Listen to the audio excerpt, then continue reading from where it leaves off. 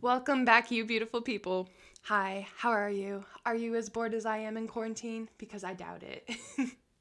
We were sent home to work from home these past few weeks, and so it's been kind of something. Um, I have organized my whole room. I've re-gardened all of my plants, and I have been bored out of my mind. I've been sitting here. I feel like I've gone through every movie on the Prime and on Hulu. And the students that I'm working with right now, they're all concerned about the virus, which anybody would be. And we aren't getting a lot of people coming in to want to actually go to school in this month. My enrollment rate is like lowest it's been, and I'm kind of bored. All of my students start in May or June. And so there's a month before any of that happens. And it's kind of dragging. But anyway, hi. I hope you guys are safe. I hope you guys don't have corona because that kind of sucks. And I'm praying for all of you who do. I am going to talk to you a little bit today about my favorite crime case that I've ever learned about. It's actually really cool. So, first off, I want to tell you a little bit about the fingerprinting because this is a major point in this case and why it became so famous. This case took place in the 1920s during the Great Depression, and during that time, fingerprinting was very black and white. It was very manual, so the people would classify it on what's called the Henry scale. So if you want to learn more about that, let me know. I'll do a whole video on it. It's just too much to talk about within this video. So they would do on paper fingerprints where you would go and scan your finger. You would put it all the way to the side. So if this was the piece of paper, you'd put your finger all the way on this side, have ink on it, and roll it forcefully so it faces you. And then you'd have a full fingerprint. With fingerprints, there are different types. Every person has individual fingerprints. It doesn't matter if you're a twin. It doesn't matter if you come from the same family. No one has the same fingerprints. They never will. Then it's something that's kind of unique to you. It's you. So when people were going and fingerprinting, you have a undeniable evidence that that is you. Of course, if you have a horrible person who doesn't do their job right, and fingerprinting, of course, it's not going to be accurate because people are looking at it. It's not like we think where there's actual computers who are doing all the work. Actual people are actually looking at these fingerprints. So how it would work is that you would get a fingerprint, you'd put it into this machine, it would basically pop out some results at you, and then you would look and compare these on the machine. So it can magnify it for you, which is pretty cool. I love it. It's like one of my favorite things when I was learning about forensics. No matter how old you get, your fingerprints will never change. You may have some scarring that takes place. So if you cut yourself really badly, you may have a scar, which is another indicator that you're unique. But really, let's talk a little bit about the in-depth side of fingerprinting. So fingerprints are made of arrangement of ridges. These are called friction ridges. So these are the raised little points on your finger. Each ridge contains pores, which are attached to sweat glands in that skin. This is why you would leave fingerprints on glasses. If your hands are a little greasy, that's why you see it on car windows, that sort of thing. It's because those sweat glands are actually in your finger.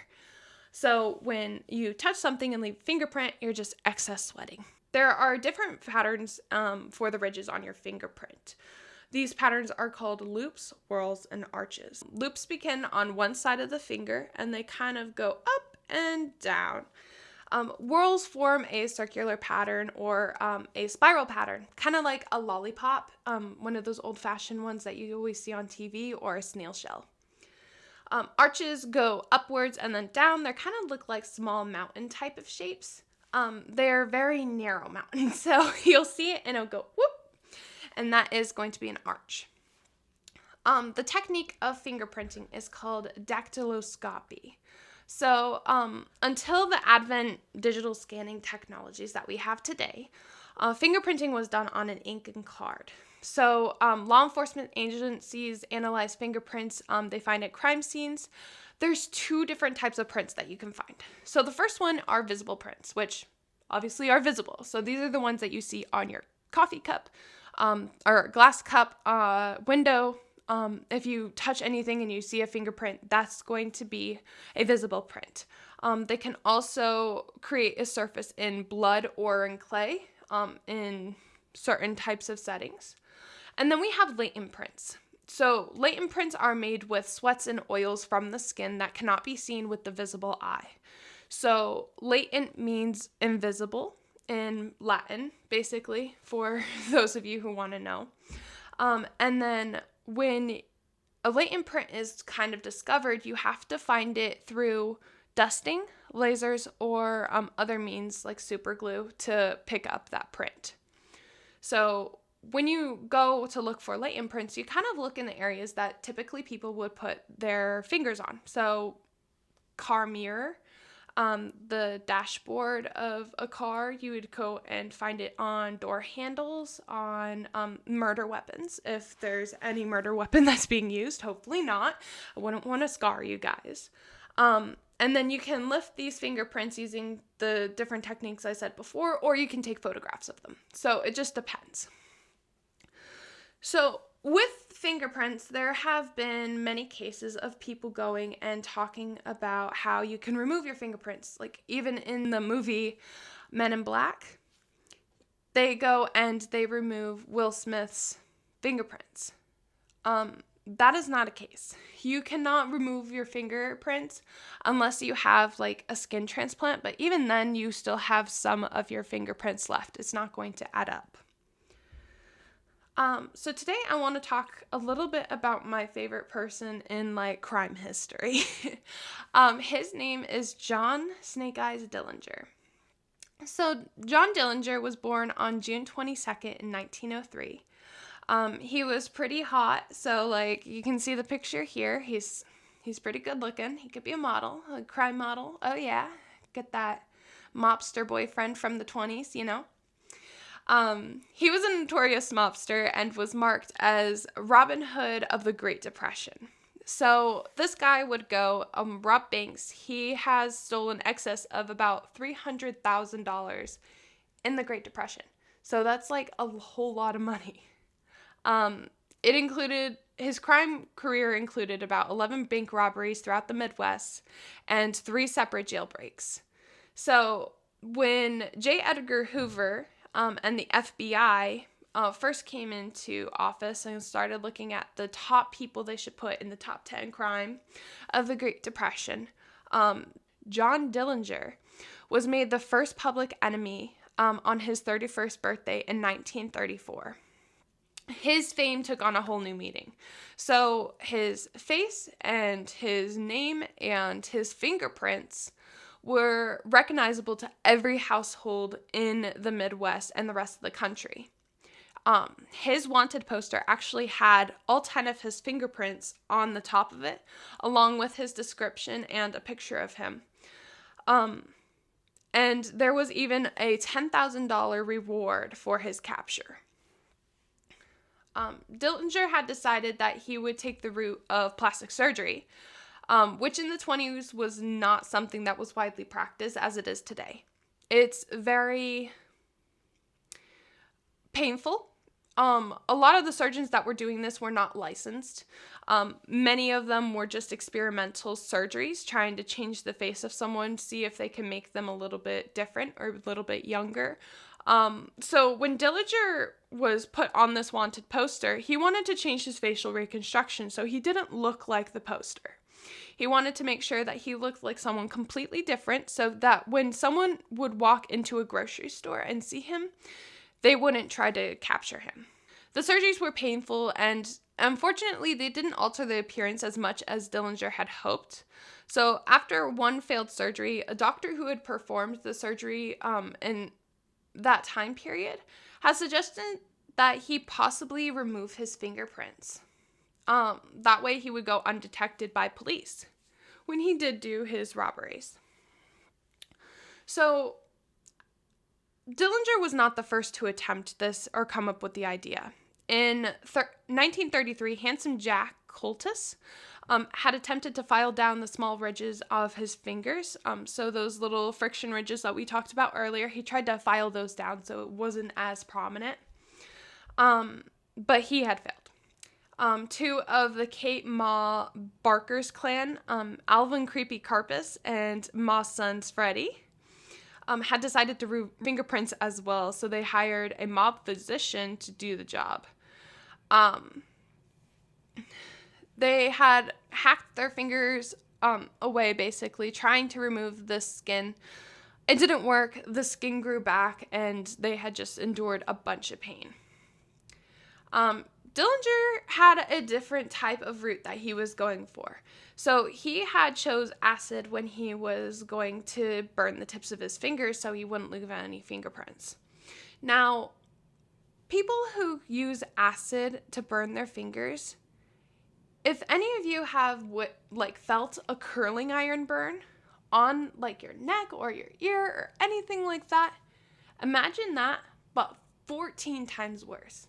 Like, this chemical is literally seeping into your skin and killing those nerve cells. It's awful. It's like the worst pain that you could ever feel.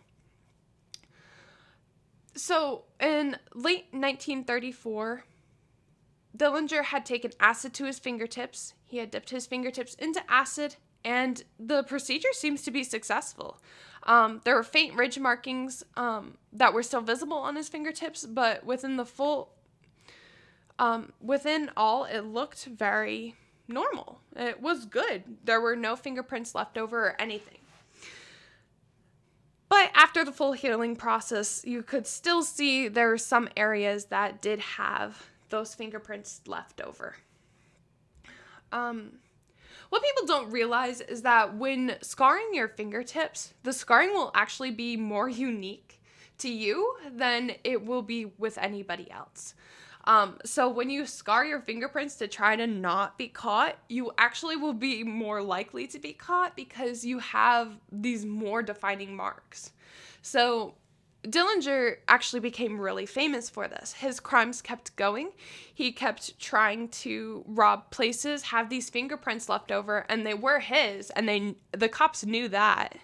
And so when it came down to the final shootout between Dillinger and the police, investigators from all around came over to get fingerprint copies of his mangled fingerprints. He became one of the most well-known cases of fingerprint mutilation to date, and you can even find his fingerprints on Google without searching for his name. They will pop up if you do fingerprint mutilation, weird fingerprints, that sort of thing. So I honestly love this so much. This is my favorite case of all time, just because he went and he actually mangled his fingerprints to the point where it's whoa, this dude actually tried to erase his fingerprints, but he still couldn't do it. And to this day and age, it's still taught within all classes of fingerprinting about the effects of people trying to take off their fingerprints, about scarring, that sort of thing, in order for us to learn more about the crime world and about how people go to all sorts of lengths to try and get this done. I hope you liked that. That was one of my favorite things to talk about. If you'd like more of these, I will be posting more fun stories that I found throughout my years of studying, and I would love to share them with you. I'll also be doing a few more videos a week. I know that I've been lacking slightly, so I will go and be posting more, and I will have a whole bunch of other things for you in the coming weeks. So I thank you guys so much for watching. Make sure to like and comment below. If you found this interesting, make sure to write me what your favorite crime story is, and maybe I'll do it in the future. I look forward to seeing you guys in the next video, and I will talk to you soon. All right. Talk to you later. Bye-bye.